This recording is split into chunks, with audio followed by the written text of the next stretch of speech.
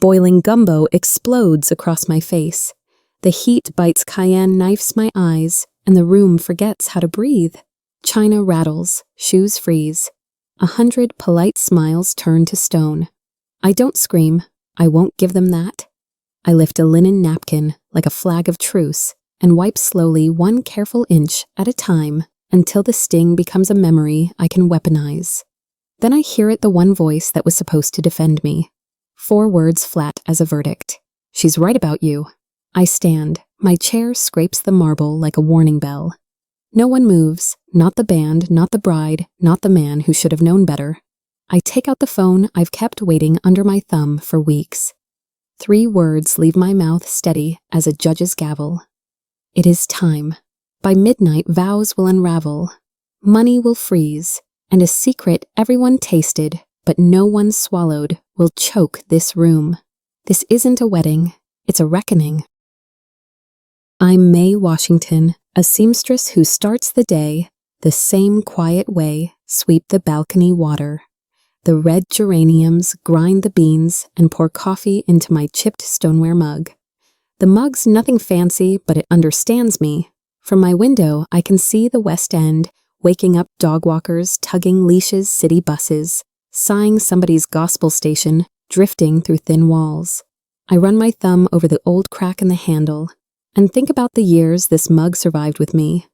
Late bills, early alarms, and miracles that came right on time. Down on the street, Mr. Henderson flips his bakery sign to open, and the smell of warm, sweet potato pastries climbs the stairs like a promise. I sip steady, then I set the mug down and turn toward the singer machine that has fed us both. Life is never simple, but some mornings pretend to be, until one small detail reminds you the day has its own ideas. My life is measured in hems, darts, and tiny whispers in fabric. Customers tell me everything without saying much. A woman holds her stomach and asks for a looser waist. A choir lady brings a blouse 2 sizes small and asks me to make the past fit the present. They talk about hems, but I hear marriages and mortgages. My singer belonged to my grandmother, and its rhythm is a prayer. When the needle rises and falls, my mind settles. It's not just clothing I deliver.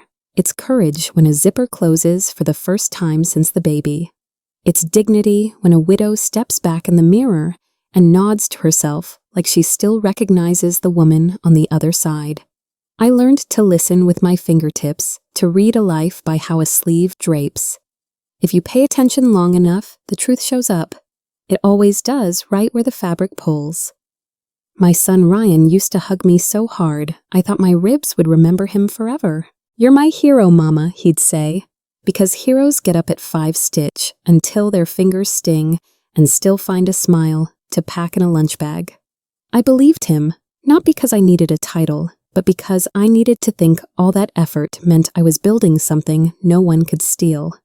He grew tall in church basements and public parks through jump shots, brought home report cards with neat rows of A's.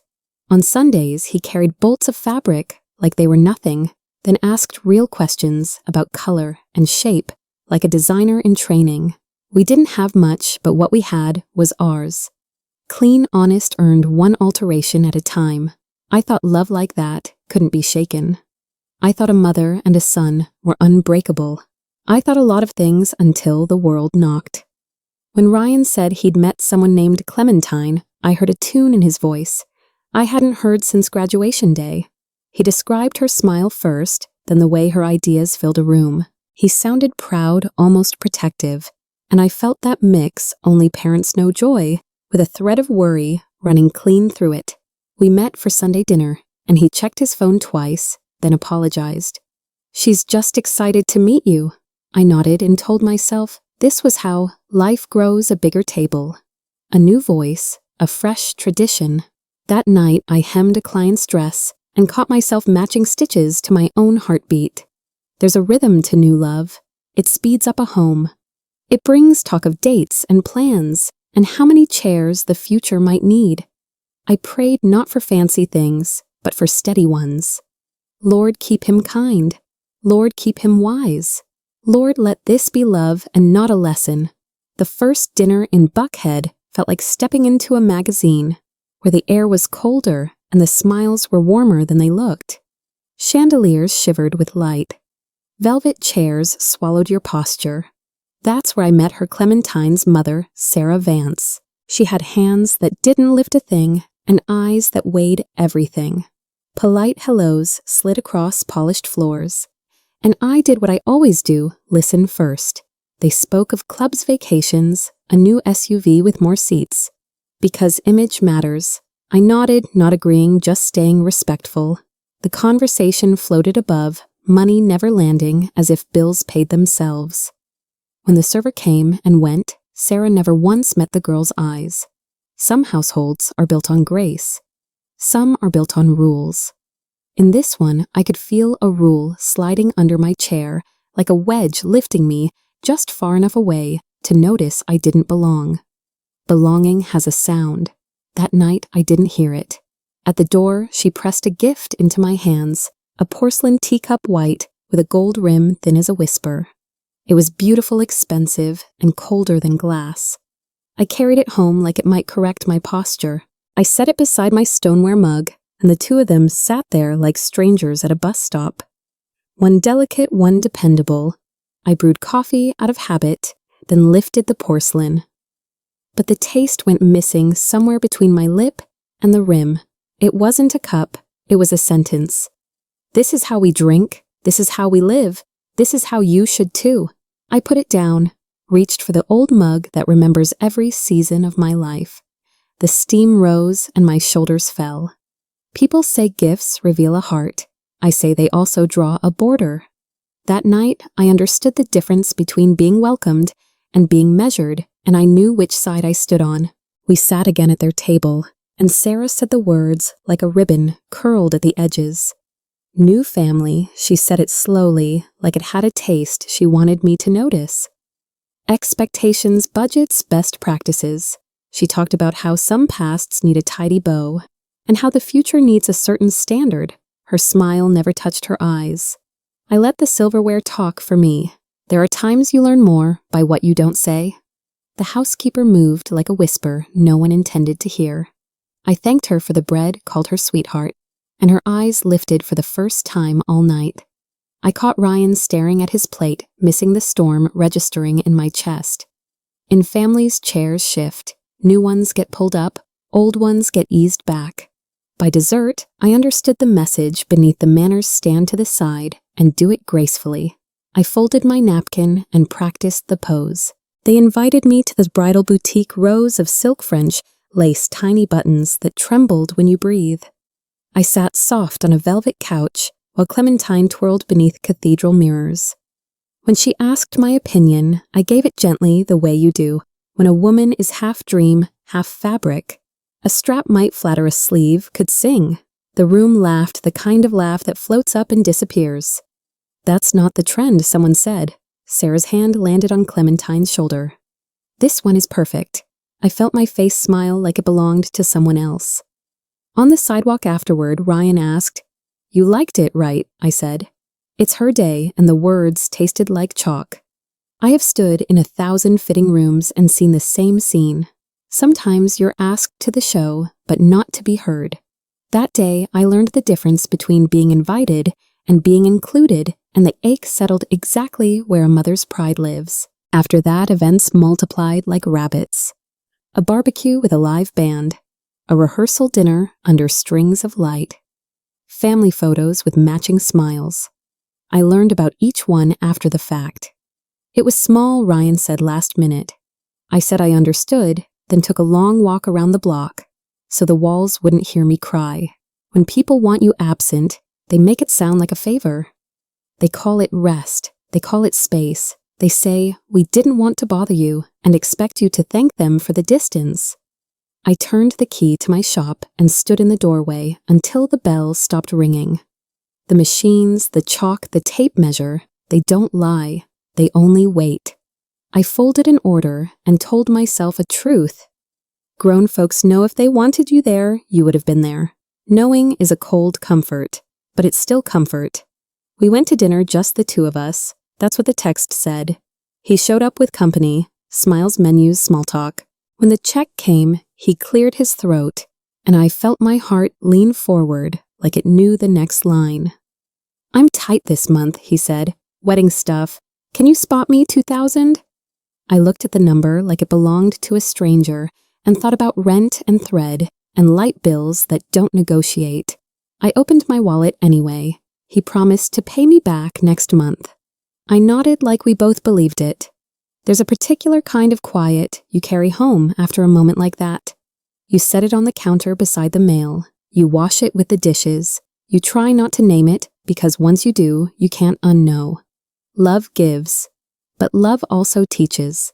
That night, I learned what it feels like to be needed for the wrong reasons, and I hated the lesson. I set the porcelain into the cabinet and left it there like a museum piece. I poured coffee into the stoneware, and the mug warmed my palms the way good sense warms a room. The city outside hummed its evening hymn. I breathed with it until my shoulders loosened. When I'm unsure who I am, I return to what I can hold. The singer's hum, the smell of steam, the click of a lock. I paid for with my own hands. I stared at that old cup and remembered the 1,000 mornings it has seen me. Choose discipline over despair. There are talismans in this life that aren't magic, just faithful. You don't outgrow them. They grow you. I rinsed the mug, dried it with the good towel, and set it on the counter like a promise to myself. If I had to stand alone, I would stand. If I had to be quiet, I would still be true. The night agreed. Tuesday is slow at the shop, a day for hems and catching breath. The bell rang and a courier handed me a manila envelope with my name on it. No return address. My hands knew before my head did. I slid out the photos one by one. Restaurants, a lobby, a hotel entrance. Familiar faces, too close smiles, too private. The kind of angles that tell on themselves. My knees forgot their job and the world went sideways. I sat. I tried to make up reasons the way mothers do. Maybe it's business, maybe it's a misunderstanding. Maybe. But the stack kept going and the maybes ran out. I gathered the pictures, pressed them into the envelope, and stared at the black thread still waiting in my machine. I have stitched torn things back together my whole life. Fabric is honest. It shows you where it's weak. People hide the tear. That afternoon, the truth stopped hiding and chose me. The first thing my body did was take charge. I barely made it to the bathroom before the floor rose up and the world narrowed to tile and breath. Grief has a taste metallic, like a penny pressed to your tongue. I ran cold water, dabbed my face with a good towel I say for company, and stared at the woman in the mirror. She looked like me, but older around the eyes. I told her to breathe in, counts of 4, the trick I learned when bills piled up and there was still school supplies to buy. In through the nose, out through the mouth. On the 3rd cycle, the room steadied.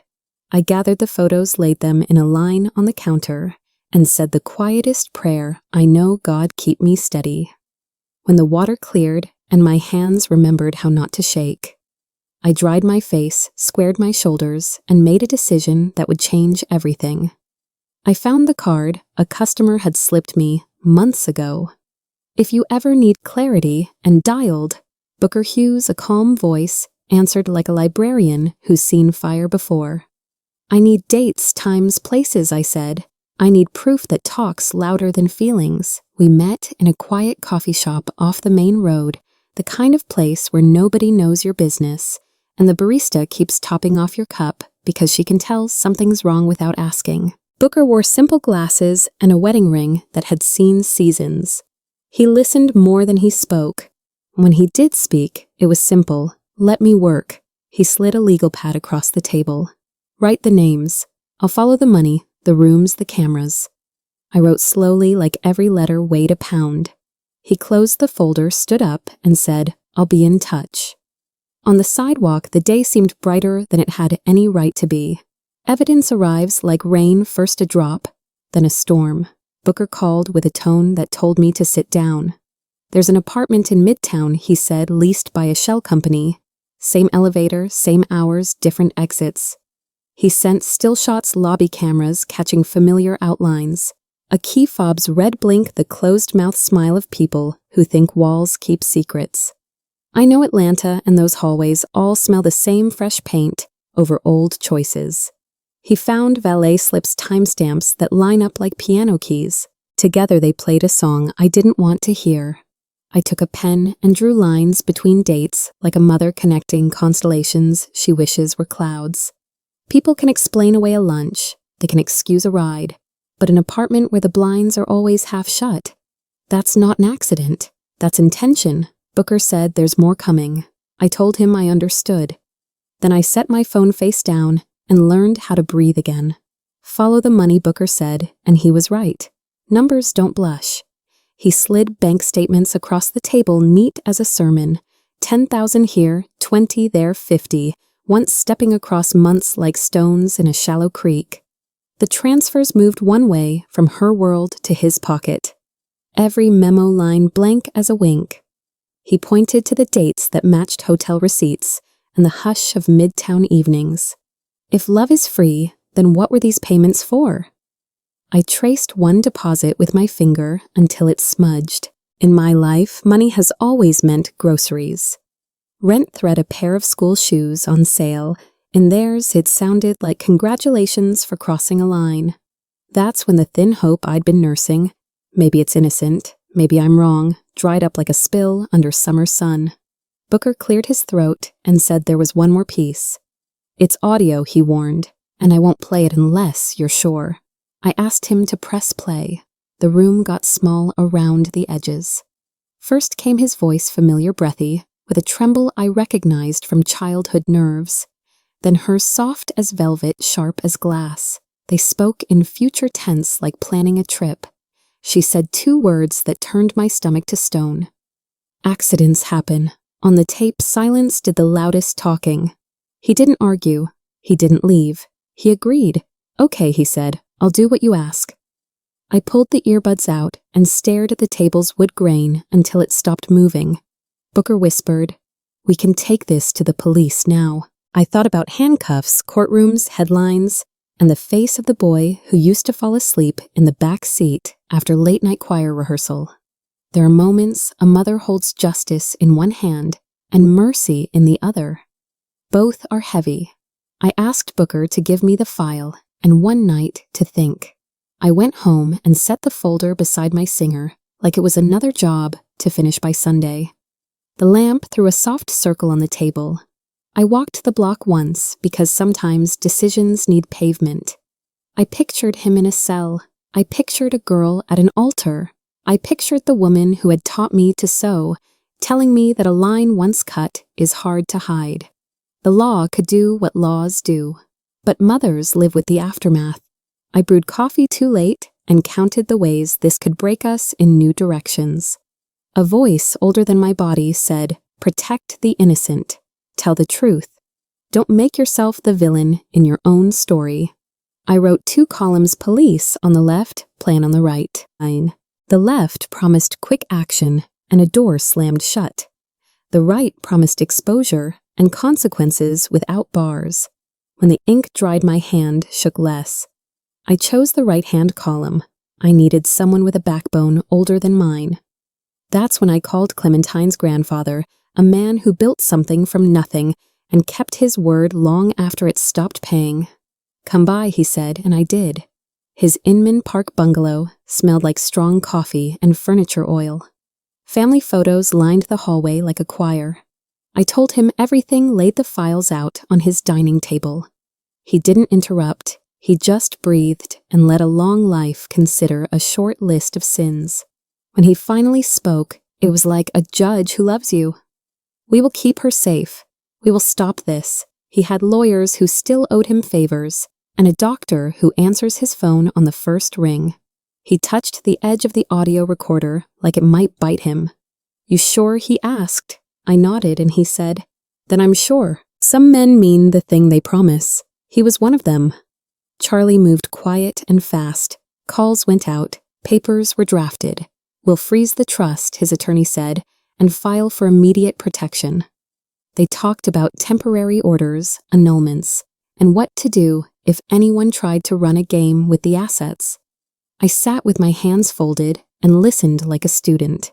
It turns out justice has more forms than a courthouse. It can be a judge's stamp. It can be a sheriff's knock. It can be a banker's brief pause at the keyboard before money stops moving. We mapped the day like a military drill. Who enters, who talks, who keeps the bride from breaking in half. My job sounded simple. Show up, stay steady, make one phone call when the moment arrives. I can do steady. I've been doing it all my life. When we finished, Charlie poured coffee into thick diner mugs and said, "Sleep tonight if you can. Tomorrow we build the wall that holds." Some folks think revenge is loud. I've learned truth can be louder when you let it fall on its own. I spread the photos, statements, and the recorder on my kitchen table and looked at them until they became a single story choice cost consequence. I thought about calling the girl, saving her privately. But private is where this started. It deserved daylight. I pictured a ballroom full of people who only believe what they see. And I decided to make seeing unavoidable, not to humiliate, but to end the pretending. I put everything in a plain tote, the kind you take to the farmer's market, and set it by the door. The apartment was quiet enough to hear the pipes breathing. I wrote 3 words on a sticky note and placed it on my phone. It is time. Then I turned off the lights, slid into bed, and asked God to hold my mouth shut until the exact moment it needed to open. Waiting is its own battlefield. 2 weeks stretched like a rubber band you're afraid will snap. I stitched a wedding gown for a customer who swore she'd never marry again until she did. Hope sits funny on people sometimes. I pressed seams flat and watched my own heart rise like steam then disappear. The city kept its rhythm sirens, school buses, the Wednesday trash truck that forgets my side of the street. I said hello to neighbors' mailed bills, replaced a light bulb in the hallway. Nothing looked different, but everything was. Every night I checked the tote by the door. Every morning I made coffee in the stoneware and remembered why I was doing this, to protect the innocent and to stop pretending. When nerves came, I ironed. Wrinkles surrender to steady heat. So do second thoughts. On the last evening, I hung my navy dress near the door and set my mother's earrings beside the tote. Even my shoes understood the assignment. The night before the wedding had the hush of a hospital corridor. I laid out the navy dress, the simple clutch, the packet of tissues that wouldn't be used for tears. I clipped on my mother's pearls and watched a fragment of her steady spine settle into mine. I wrote a short note and tucked it into my bra, names a timeline, the 3 words I'd need to say when the room refused to hear anything else. I stood in front of the mirror and made myself a promise out loud. You will not beg, you will not break, you will not drink their poison. I slid the porcelain cup to the back of the cabinet and put the stoneware on the counter, a sentinel. My phone charged by the door, the tote waited. I turned the TV to the weather, clear skies, light wind, and smiled at the man who didn't know a storm was scheduled. I slept like a soldier, light and ready. Morning brought soft light and a quiet courage. I dressed, smoothed the navy fabric over my hips, and locked the door behind me without looking back. The church was bigger than I remembered from the brochure, all marble and echo. They seated me 5 rows back on the groom's side, a real estate of absence. A program spelled my last name wrong because why not? I folded it into 4ths and tucked it under my thigh. Across the aisle, the bride's side was a garden of white and gold full of people who believed money could keep a secret. On my side, 3 bodies and a bouquet of empty space. I felt the ache rise, then settle, then harden into resolve. I thought of my grandmother's singer of the click when a bobbin locks. Somewhere in the vestibule, footsteps gathered, music lifted, the doors prepared to open. I closed my eyes, touched the phone in my clutch, and set it once more, ready. The doors opened, music floated, and all the candles seemed to hold their breath. That's when I saw it, the look. Not love, ownership. She watched him the way a person watches something they believe they paid for, with interest and a receipt. Her smile was thin enough to cut the kind that never reaches the eyes. I felt every Sunday of my life line up behind me like a choir humming a warning under my skin. People assume control is loud, orders shout slammed doors. But sometimes it's delicate, a fingertip on a sleeve, a nod that tells a man which way to walk. I learned long ago that some kinds of love demand more than they give. In that pew, I stopped pretending not to see it. I saw it plain, not romance, not guidance, claiming she didn't touch him, she didn't have to. That look followed him all the way to the altar, and he obeyed like a man already spoken for. When it was his turn to speak, the church brightened, as if the words could polish stone. Truth, trust, forever. The crowd leaned in like they were sipping something warm. I bit the inside of my lip until the sting reminded me to stay quiet. Words are easy dressed in tuxedos. I've heard plenty of promises in fitting rooms with pins in the hem. Good men meaning well-scared men trying to sound brave liars auditioning. The trick is not the line, it's the life behind it. He said all the right things. I heard all the missing ones. I watched her hands steady as a metronome and his shoulders tight as a drum. The priest pronounced the organs swelled and rings slid where they were told to go. Applause rose in waves washing the whole room. I didn't clap. I counted one breath too, waiting to see if my heart would argue. It didn't. It stood there beside me, arms crossed unimpressed. She glowed the way young brides do when the future still looks like a clean sheet of paper. Her veil caught the light and turned it soft. I wanted to love that moment for her. I wanted to applaud the way she floated down the aisle, like the floor believed in her. But once you know where the trap is, you can't unsee the springs. She smiled at him like a girl who trusts the story she was told. He smiled back with a mouth that practiced in mirrors. I searched their faces for something real, something that could argue with the evidence in my purse. Love has a temperature. This room felt climate-controlled. I pressed my thigh against my clutch until the edges bit. There's a particular ache to watching a child walk toward a cliff you can't shout about yet. I told myself to wait for the place where truth could not be denied. The smile held. My patience did too. When the priest announced husband and wife, the sound cracked open like 4th of July. People stood. Someone whistled. Phones rose to catch a kiss choreographed to look unplanned.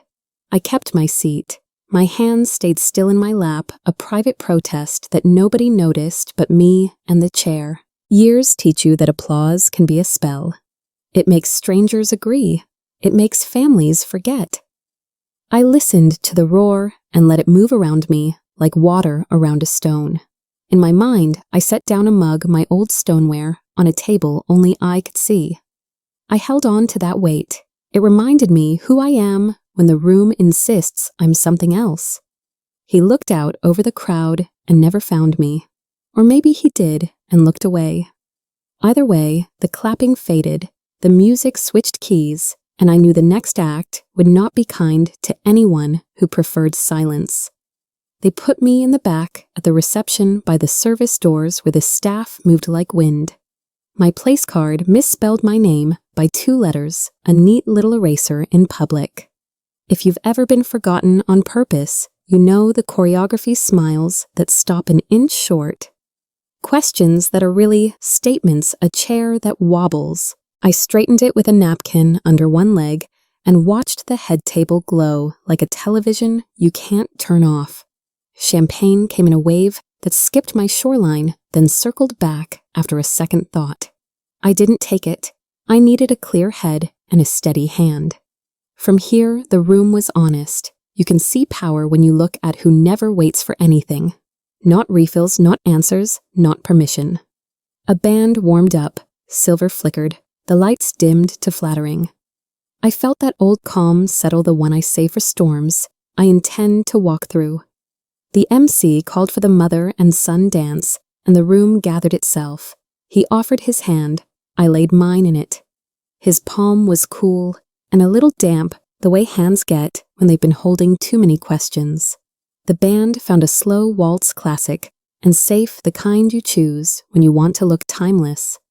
We moved in a small circle that made the rest of the world orbit us. I kept count 1, 2, 3, because math calms me when words don't. From the corner of my eye, I could see the woman who taught him a different rhythm. Watching like a director behind a camera, I remembered tying his shoes, the lopsided bows, how proud he was to get it right. Sometimes life hands you the loose ends again and asks what you plan to do this time. We turned once more. I lifted my chin and decided tonight I pull. Halfway through the song, I asked it softly, the way you ask a fever if it plans to break. Are you happy? He nodded automatic. I asked again slower. Are you actually happy? It landed different. His eyes flinched first. The mouth tried to smile. The shoulders told on him. I have fitted 1,000 jackets. I know when something doesn't lay right. He glanced over my head toward the front table, then back at the floor, like the answer might be printed there. People think confession is a speech. Sometimes it's a blink at the wrong time. The music kept its polite sway while my heart changed tempo. He swallowed a word and let the silence do the talking. I didn't feel it. I let him feel the shape of it, the way you let a child hold the weight of a lesson. The last chord hovered in the air, waiting for a choice. He didn't make one. I did. When the applause for the dance faded, I didn't step away. I leaned in so the room wouldn't steal my words and said the sentence that makes men forget choreography. I know about her. He missed a beat. Our feet tangled. A murmur nearby lifted like a curtain catching a breeze. He tried to smile the moment shut, but a smile is a lock that won't hold if the doorframe is rotten. What are you talking about? He said low and sharp. I have raised a boy into a man. I know the voice people use when they're asking for a lie. The restaurants, the midtown elevator, the hotel nights, the money. I watched the color drain, not dramatic, just decisive like a dimmer sliding down. The band stumbled then recovered. We did not. I took my hand back and let the space between us say what I was finished saying softly. Somewhere across the room, a storm woke up. I've learned that truth doesn't need a speech. It needs sequence. I told him I had photographs, his jaw set. I told him I had timestamps and invoices. His eyes went to the exits. I told him there was audio. He blinked like someone turned the lights up. People don't change their minds because you cry. They change when evidence lines up like railroad tracks and the train is already coming. He reached for my wrist, not rough but urgent, the way a man tries to keep the lid on a boiling pot. I didn't move. Don't do this, he whispered, and there it was, the first honest sentence of the night. Around us, the party kept pinning smiles to minutes. I kept my voice clean. Then you shouldn't have done that? He let go. For 1 second, I saw the boy who once asked me to fix things. For 1 second, I almost did. Then I remembered the bride. She appeared out of nowhere the way trouble does, already knowing the lines, already choosing the ending. You're making a scene, she said, and her pearls flashed like punctuation. I've been accused of many things, but messy has never stuck. I smiled the smile you use when a child lies about cookies with crumbs on her mouth. We both know I'm making a point, I said. Her eyes cut past me to where the band kept pretending nothing was wrong. Power hates disclosure because secrets are softer to sit on than consequences. She moved closer so my perfume and her perfume started an argument. Leave, she said. Not yet, I answered. The air around us tightened like a thread pulled too hard. For a heartbeat, I thought she might back away. She didn't. She did what bullies do when the room won't obey. Reached for something that breaks quick and loudly. That's when I saw the server's tray coming. I stepped just enough to keep my voice for the person who needed to hear it most. You thought you were whispering, I said, but microphones don't forget. Accidents happen, right? The phrase landed like a dropped glass. He flinched. She blinked twice, surprise, then calculation, before smoothing her face back to practiced. Nearby chairs sighed. Conversations lost their place in the paragraph. Somebody lowered a camera, as if the lens felt rude. I didn't need the whole room to understand. I only needed the two of them to stop believing in privacy. There's a ledge you can walk people to where the view explains itself. I pointed with silence. He looked at her. She looked at him. For a fraction, I saw a crack run through their agreement. The music stuttered. The band leader swallowed. A server hesitated between tables with a heavy bowl on a shining tray. Something ugly lifted its head and waited to be fed. It happened all at once and in slow motion, the way accidents never do. She took the bowl steaming and red with cayenne and came for me with a calm that said she'd practiced in her mind. I did not move. The porcelain kissed my cheek with heat, and the room gasped like a single lung.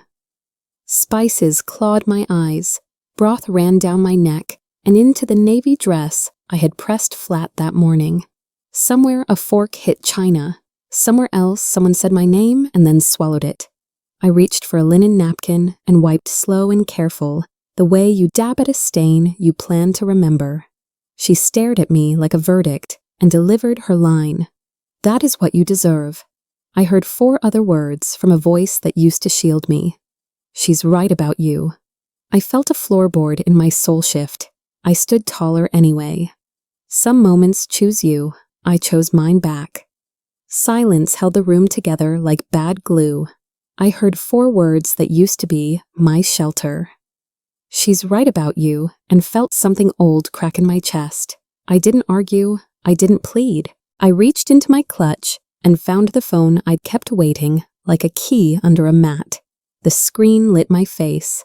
One name, one call. I pressed it, lifted the phone to my ear, and said 3 words I had practiced until they tasted like steel. It is time. I ended the call, folded the napkin, and set it down as neatly as a boundary. Somewhere a waiter coughed. Somewhere a camera clicked. I stood very still so the moment couldn't mistake me for anyone else. I have learned that a woman can be soft and final at the same time. The room didn't know it yet, but I did. The next door had already opened, and everything on the other side was walking in. They came in moving air-tailored suits with bad news folded in their briefcases, a quiet badge glinting where light gets serious. Heads turned first, then bodies like wheat in a wind. The band thinned their song to almost nothing, and the ballroom remembered how to whisper. Charlie's lawyer spoke with the kind of voice older adults recognize from hospital corridors, and tax offices measured precise, unafraid of silence. "We need a private space," he said, but the truth never really stays private. 2 officers stood where flowers had tried to make a wall. I saw the shape of relief on one person's face, the shape of dread on another's. People think justice arrives loud, but sometimes it walks up to the front desk, signs its full name, and asks for a manager. I felt my pulse slow to match the suit's calm. When the doors closed on the first conversation, I knew the room would never sound the same again. They showed her the photos first because paper is kinder than sound. She read with her eyes before the rest of her body understood. The veil slipped, a chair scraped. Her knees softened the way knees do when the world removes the floor without warning. Someone caught her elbow, and the universe rushed in loud. The band stopped pretending. The crowd forgot its manners. When they pressed play on the recording, she flinched at words that were never meant for daylight. It is a cruel mercy to learn quickly, but slow mercy lets monsters keep moving. The medics came fast, efficient hands and quiet questions. I stepped back so they could work. I couldn't take away the pain, but I could stop the pretense that was feeding it. As they wheeled her out, I touched the clutch against my hip like a prayer. In a room built for smiling, the truest act of love was letting the truth hurt now. Paper took the microphone. A judge's order read like a winter wind, assets frozen. Counsel nodded to someone near the door.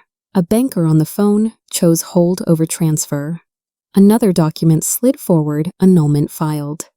The word void stamped a future that had been written without consent. I watched grown men move like chess pieces, each step clean, each instruction clear. Signatures bloomed where they needed to. A clerk confirmed receipt. People underestimate how loud paperwork can be, how a single page can outshout an orchestra. I didn't celebrate. This wasn't a victory dance. It was a stop sign. Money likes to travel. Tonight, it stayed home. A woman near the head table covered her mouth with her hand, the way you do when a laugh turns into a sob halfway up your throat. The lawyer closed his pen. "We're done here," he said, and for once the room agreed. You could feel the floor choosing a different story. When people drown, they argue with water. She denied the photos. She denied the money. She denied the tape. Fake, she said, like a spell that might turn evidence into smoke. The room didn't buy it. Proof stacked on proof until sound itself got tired. I have seen customers try to squeeze into the past. Fabric refuses politely. So does truth. Every time she spoke, the facts waited for their turn and then took it. One of the officers wrote in a small notebook the way history does calmly. Flashbulbs peppered the perimeter. Somebody whispered, "Poor thing," and nobody knew which person they meant. She pointed at me like I was a stain on a tablecloth, but the lights were too bright, and the stain was not where she thought. When the last denial shrank to a shrug, silence returned stronger now. Denial is a reflex. Consequence is a habit. Tonight, one was winding down. The other was just getting started. In every disaster, there's always someone who sleeps through the sirens. He sat low in a leather chair, eyes half closed, glass empty, watching the night like it was a show he'd seen before. Maybe once he was the man who fixed things. Maybe he never was. The foreclosure notices, the late fees, the piled-up mail, there are 1,000 ways to practice not seeing. He had rehearsed them all. I don't know whether pity belongs to men who choose fog. I only know fog covers tracks until it doesn't. When the lawyers spoke his name, he blinked like his body was asking the question his face forgot. The house would go. The business had gone. The story he lived in was moving out without leaving a forwarding address. I almost felt sorry until I remembered every time he let someone else pay the bill for his silence. The chair looked bigger when he stood to leave. The room did not miss him. By 2 a.m., the flowers looked tired and the ice had quit trying. He walked out without a jacket, the kind of choice that tells you pride is colder than January. No one called his name. The valets paused, decided not to then, went back to their keys. The lobby mirror caught him and let him go the way mirrors do when you can't stand to meet yourself. I watched from the edge of a column and told my heart to look. To really look, because this is what certain decisions by a hallway with nobody waiting. A car door that opens to silence a steering wheel that doesn't forgive. People say rock bottom is a place. Sometimes it's a timestamp on a hotel security camera. He drove off into a city that has seen everything and pretends to be surprised by nothing. I stood still a little longer, then turned toward the only home I knew how to keep. The elevator smelled like bleach and Tuesdays. In my apartment, the clock on the stove blinked the wrong time like it had been arguing with electricity again. I peeled off the ruined navy dress and let the shower rinse away spices, noise, and hands that had tried to name me something I am not. Clean skin is a kind of truth. I put on the pajamas with the thin elbows and the comfort of memory. The kettle sang. I poured coffee into the stoneware and wrapped both hands around it until warmth became a language I could understand. Outside the city settled its shoulders. Inside, I lined up the day like pins on a tomato cushion, each point sharp, each head round. People think peace is quiet. Sometimes it's an accurate inventory: what happened, what didn't, what you will never allow again. I drank to the bottom and set the mug down like a period. The sentence after would be mine. The phone rang the way good news does, once, twice, and then straight to business. It's done. Charlie said, his voice steady as a front porch. He told me the girl was safe. The papers were filed, the money pinned in place. I felt my lungs take a breath. They'd been denying themselves. "Thank you," I said, and meant it like a promise. He didn't waste words on revenge. He spoke of safety and sense. "Rest now," he added. "Tomorrow we'll trace the next steps." Older folks know that recovery is not a headline. It's a checklist. We agreed on who would call whom and when. He paused. "You did right." I closed my eyes and let those 3 words do what sleep hadn't managed in months. We hung up, and the apartment seemed to grow a size bigger. I set the phone face down, turned off the lamp, and let gratitude pull the blanket up to my chin. By morning, the story had gone where stories go now, everywhere all at once. Someone's shaky video found a million eyes that didn't know us, but felt like they did. Opinions sprouted like weeds in July. Saints and villains were assigned without a vote. I didn't read much. I've learned that strangers will hand you mirrors that distort on purpose. I looked out at Atlanta, waking up the bus sigh, the jogger in bright shoes, the neighbor who waters her tomatoes like they might talk back. And I let the city's ordinary rhythm drown out the internet's drums. A few friends texted hearts. A few numbers I didn't recognize tried to dial me into a narrative that wasn't mine. I set the phone down and hemmed a sleeve instead, needle in, needle out. Peace is often small and repetitive. The timeline could trend itself to sleep. I had a life to stitch. By noon, the noise felt far enough away to ignore. Charlie called again, voice brisk with purpose. The DA accepted the file, he said, and the words landed like a gavel I could hear from my kitchen. Investigations move like trains, you can't see them coming until the tracks start to sing. There would be interviews, subpoenas, calendars lined with appointments you don't want. None of that would be fast. It didn't need to be. I've waited on layaway plans and healing bones. I can wait on justice. He explained possible charges a range of years that sounded like a long winter. We didn't celebrate. We acknowledged there's a difference. I washed my coffee cup, dried it, and put it back in its place on the shelf. Because order is a small prayer I can answer myself. Outside, a breeze lifted the curtain like a hand saying hello. "We'll let the system work," he said. "Yes," I answered. "Some steps you walk, some you let carry you." That night, the bed held me like a promise finally kept. No jolts, no midnight rehearsals of arguments I didn't owe anybody. I dreamed normal grocery lists, a dress that fit the first-time sun on a bus window. Morning came polite, with light that didn't pry. I stretched and felt where the ache had been and where it wasn't. The city yawned. I thanked God for the kind of rest you only get after you've told the truth and stood in it. People talk about closure like it's a door slam. To me, it felt like dust settling on a shelf you just wiped. Not perfect, not permanent, but clean enough to start again. I swung my legs over the edge, found my slippers, and smiled at the sound they made on the floor. It wasn't triumph, it was recovery, and recovery, I've learned, is the only victory that lasts. A week went by with no calls, no texts, no knock at my door. I let the phone face down on the table and learned to ignore the itch in my fingers. Older folks know some wounds need air, no ointment, no wrap, just time and clean light. I went about my chores like they were a prescription sweep. The floor water, the geraniums run the lint roller across the shop chair where customers sit and tell me their secrets. I made lists I didn't need, just to watch myself check boxes. At night, I read the same paragraph twice and remembered nothing. Grief does that. It turns the mind into a room with a humming refrigerator. On Sunday, I ironed a blouse I didn't plan to wear, simply for the pleasure of steam meeting fabric. The week taught me something I should have learned sooner. Silence isn't empty.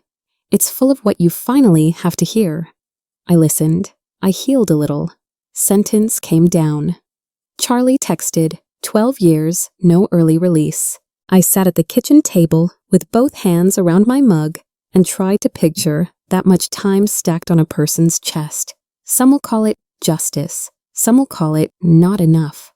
I've lived long enough to know a cell can't teach what a conscience refuses to learn, but sometimes steel has to hold what self-control will not. I remembered her house, the cold light, the way she never looked at the help. Ambition is a wild horse. She let it run through every room until it trampled her own child.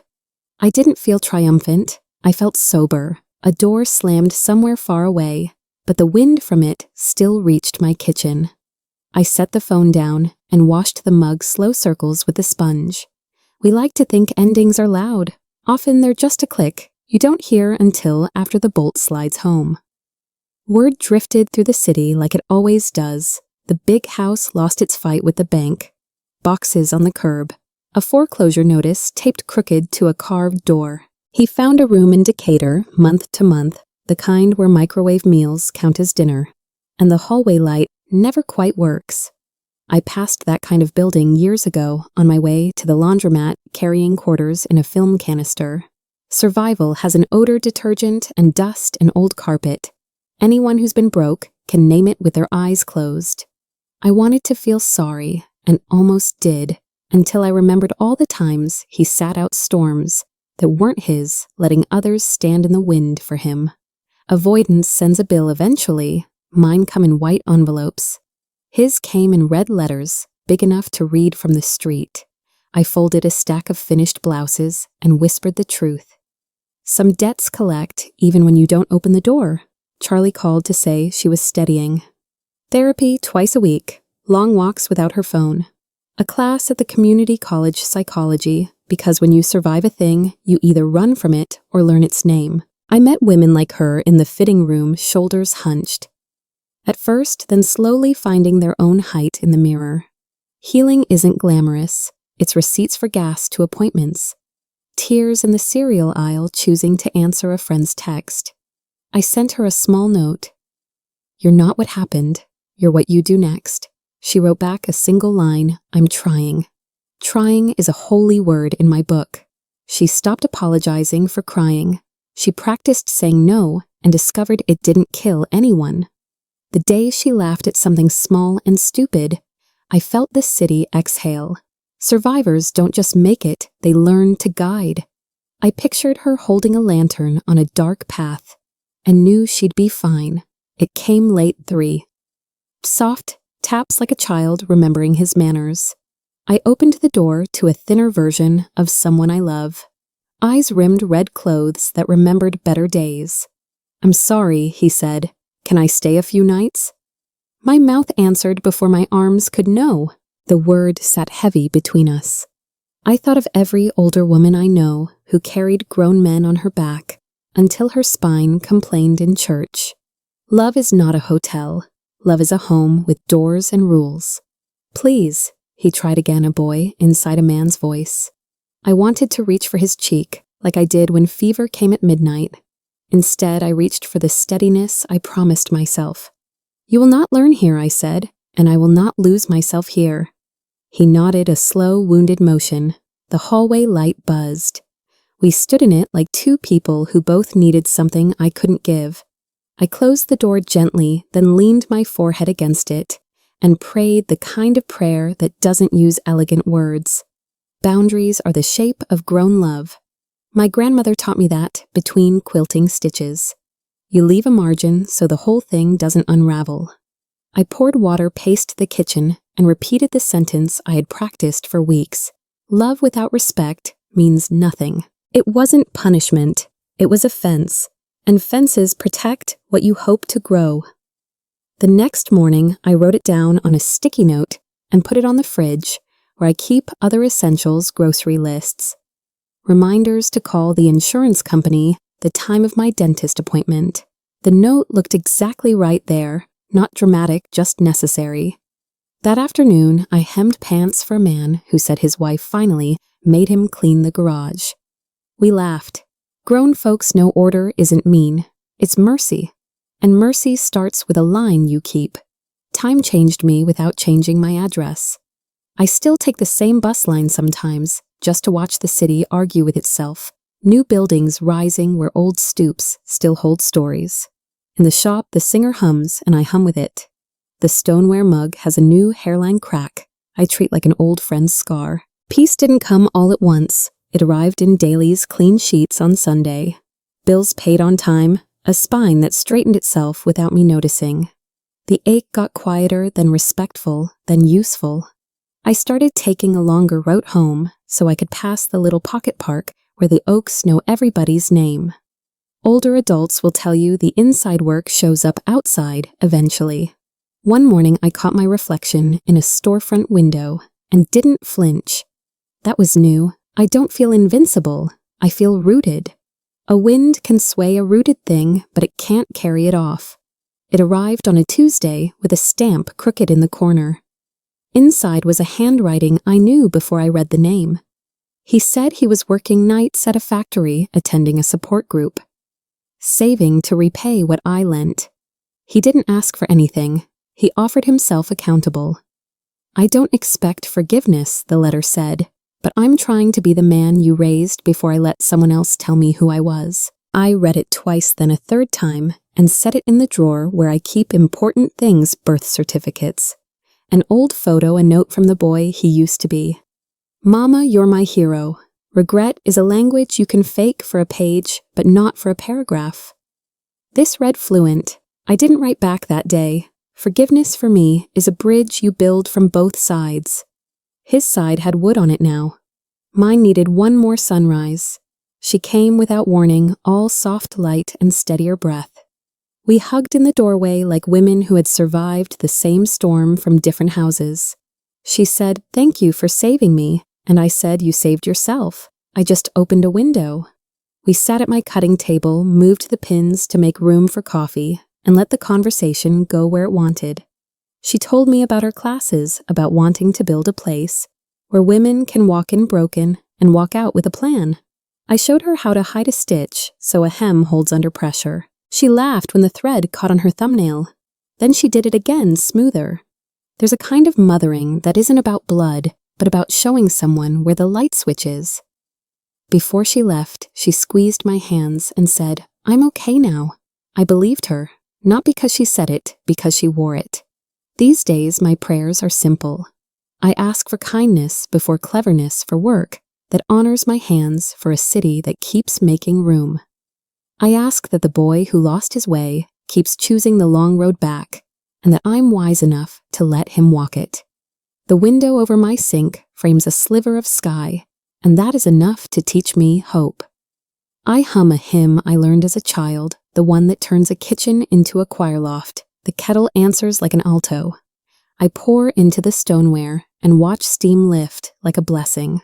Wealth, I've decided, is not what stacks in the bank, it's what stacks in the soul. Patience, truth, boundaries, mercy. I have more of those than I did before. I sip once and say the name I haven't said out loud in a while. Guide him. The city wakes, so do I. Today I choose dignity again. I lift my stone goblet and feel the warmth spread through my hands. Justice is not a firework. It is a door gently closing a life reordered. Wealth is not something we pile up. It is something we endure. Truths you keep, boundaries you respect, kindness you choose. When no one is judging, I do not forget what happened. I remember exactly then, decide what it will not decide for me. This is forgiveness in my house, memory cleansed of poison.